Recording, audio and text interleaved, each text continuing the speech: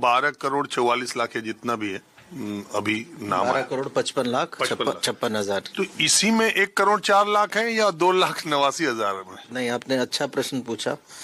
ये जो जिसको नोटिस देने की बात है, ये वही लोग हैं जिनका नाम आज ड्राफ्ट लिस्ट में आया है। यानी जिनका नाम कट गया वो तो अब चले गए, उनका 2 करोड़ 89 तो चले ही गए। अभी 12,55 में भी 1 करोड़ 4 लाख 1 करोड़ 4 लाख को नोटिस जाएगा और उनसे अपेक्षा की जाएगी, दस्तावेज देंगे वो लोग।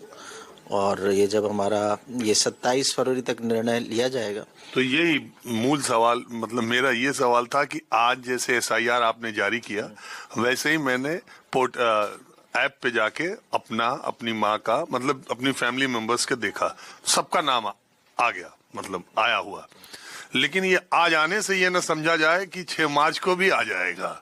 अगर हमें नोटिस नहीं आता है, मतलब हमें भी नोटिस आ सकता है, इस बात की संभावना है ना?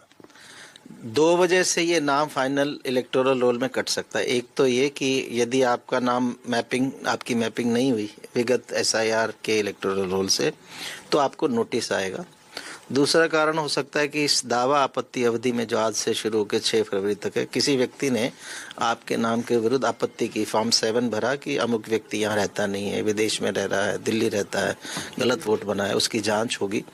लेकिन अगर आपका नाम कटेगा तो आपको नोटिस जरूर आएगा, बिना आपको मौका दिए। कहाँ नोटिस आएगा? नोटिस आपके उसी एड्रेस पे जहां आपने वोट बना रखा है, बीएलओ जाके नोटिस सर्व करेगा।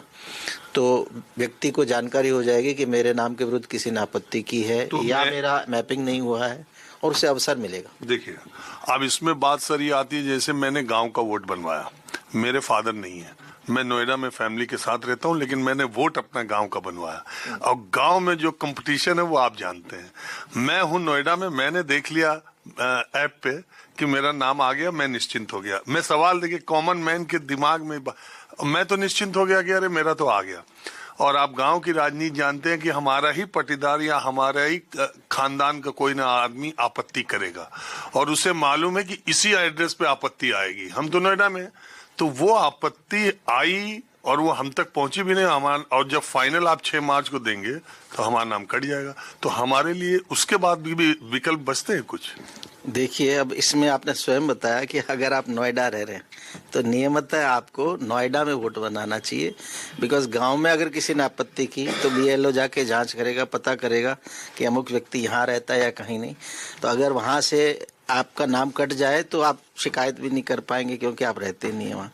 तो इसीलिए हमने बार बार कहा, आपने ये विकल्प दिया कि आपका एक वोट होना चाहिए। आपने ये नहीं कहा कि आप जहाँ रहते हैं आप वहीं का वोटर बनेंगे। आपने एक विकल्प दिया था, हमने एक अपना वोट रखा है। नोएडा में बनवाए हो या हमारा पिछले 25 सालों में 2 वोटर आईडी कार्ड बना हो, तब तो हमने गलती की। हमारा तो एक ही वोट है, वहीं हम वोट देते। अच्छा, हर इलेक्शन में हम देते भी आ रहे हैं, वहां जाके देते भी हैं। अभी लोकसभा में भी दिया, विधानसभा में दिया, नगर पालिका में भी दिया, आगे भी। और हम सब फैमिली मेंबर वोट देने जाते हैं, हम रह कहीं रहे हो।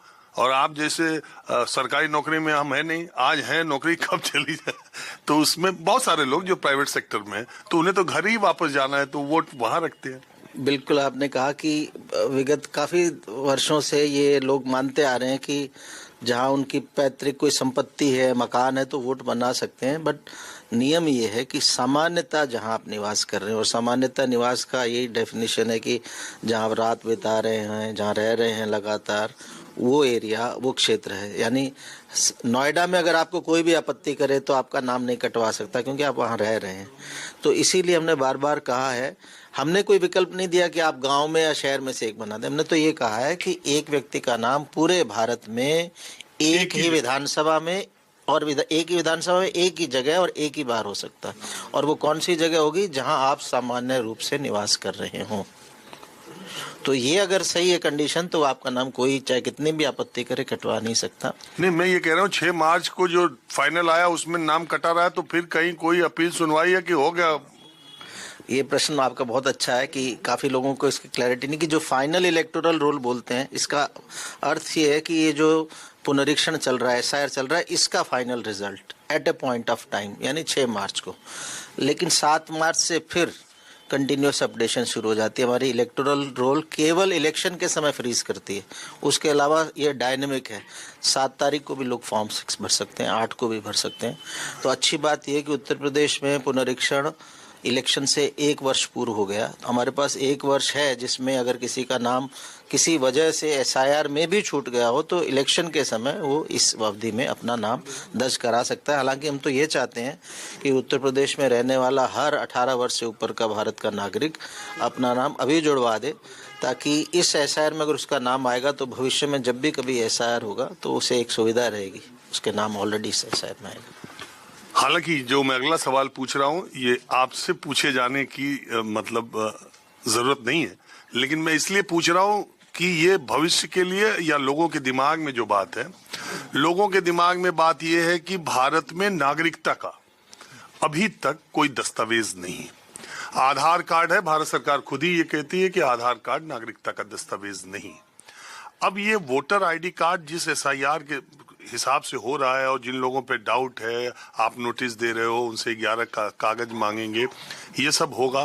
तो एक बार जब एसआईआर के बाद ये वोटर लिस्ट बन जाएगी, एक कॉमन मैन या जो ज्यादा सोचता है वो सोचता है कि समय आने पर यही जो वोटर आईडी कार्ड जो इस तरीके से बनता जा रहा है, कभी भविष्य में ऐसा सरकार ने कहा कि भाई नागरिकता का अधिकार या नागरिक वही है जिसका एसआईआर के बाद वोटर है, मान लीजिए ऐसा होता है, तो लोग ये सवाल पूछ रहे थे कि जैसे मेरा नाम है राजीव रंजन सिंह, पूरा मैं लिखता हूँ राजीव रंजन, बोलता भी हूँ राजीव रंजन, लेकिन कागज पे हर जगह, मेरे पासपोर्ट में, मेरे ड्राइविंग लाइसेंस में, मेरे पैन कार्ड पे, सब जगह राजीव रंजन सिंह है। मेरा जो वोटर आईडी कार्ड है वो राजीव रंजन है, और मेरे परिवार के मेरे भाई का जैसे है उसका पहला ही नाम है, रंजन भी नहीं है और सिंह भी नहीं है। तो जिन लोगों का आधार कार्ड पे पूरा नाम जो है, उन्हें अपना वोटर आईडी कार्ड में भी पूरा नाम दर्ज करवाना चाहिए कि इतने पर काम चल जाएगा? आपने बड़ा एक ऐसा प्रश्न पूछा है जिसकी जानकारी होनी चाहिए सबको, कि वोटर लिस्ट में वही नाम रखें जो आपका पूरा नाम है, जो आपके बाकी डॉक्यूमेंट्स में है, जो आपके आधार कार्ड में है। अदरवाइज इससे प्रॉब्लम आ सकती है। जैसे कई बार हम लोग सर्च करते हैं इलेक्टोरल रोल में, नाम सर्च करने के 3 तरीके हैं। एक एपिक कार्ड डालो तो आ जाता है कौन से बूथ में कौन से सीरियल नंबर, पोलिंग स्टेशन कौन सा है। एक मोबाइल नंबर से, अगर आपने डेटाबेस में मोबाइल नंबर दिया हुआ है तब आ जाता है। और तीसरा है डिटेल्स, उसमें अपना नाम, अपने पिता का नाम, डेट ऑफ बर्थ और जेंडर डालो तो भी निकाल देता है कि कहाँ आपका नाम है। तो उसके लिए नाम आपका करेक्ट और कंप्लीट होना बहुत ज़रूरी है। जिन वोटर्स का नाम करेक्ट और कंप्लीट नहीं है वोटर लिस्ट में, ये अवधि जो दावा आपत्ति की, इसमें फॉर्म 8 भी भर सकते हैं, जिसको हम करेक्शन ऑफ एंट्रीज कहते हैं। आप एग्जैक्ट और करेक्ट नाम विद डॉक्यूमेंट्री एविडेंस दे दें तो आपका वोटर लिस्ट जब फाइनल आएगी उसमें राजीव रंजन सिंह ही लिख के आएगा, राजीव रंजन लिख के नहीं आएगा। तो ये जिन लोगों का एक ही नाम पे है, उन लोगों को आप ये सलाह देते हैं कि इसमें करेक्शन अपने नाम की करा ले। कुछ लोगों का डेट ऑफ बर्थ गलत लिखा रहता है वोटर लिस्ट में, कुछ लोगों का फोटो ब्लैक या ऐसा है कि पहचान में नहीं आ रहा है।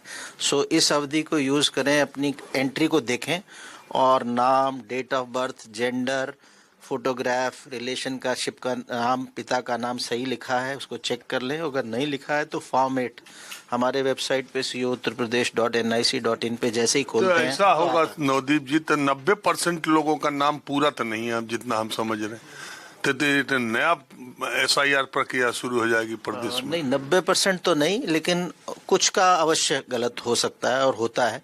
तो इसलिए अब ओनस या ये रिस्पॉन्सिबिलिटी केवल बीएलओ की नहीं, बीएलओ ने अगर गलती कर दी, वोटर भी देख ले कि उसका ये मतलब voter identity card, voter list में नाम, डिटेल्स बहुत इंपॉर्टेंट हैं, वो करेक्ट होनी चाहिए।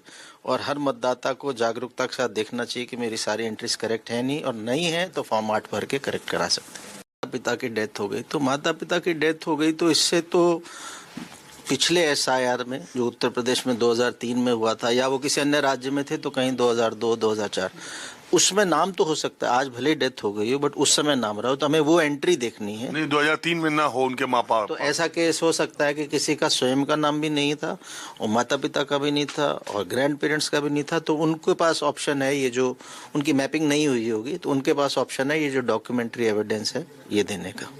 वो जाकर के इसी 6 जनवरी से 6 फरवरी के बीच में वो डॉक्यूमेंटेशन कर सकते हैं। हाँ, तो अगर आप नया फॉर्म भर रहे हैं तो फॉर्म 6 के साथ ये सब लगा के भरेंगे, और अगर आपने पहले एन्यूमरेशन फॉर्म भरा है और मैपिंग नहीं हुई, ऐसे लोगों की मैपिंग नहीं हुई होगी, उनको नोटिस जाएगा।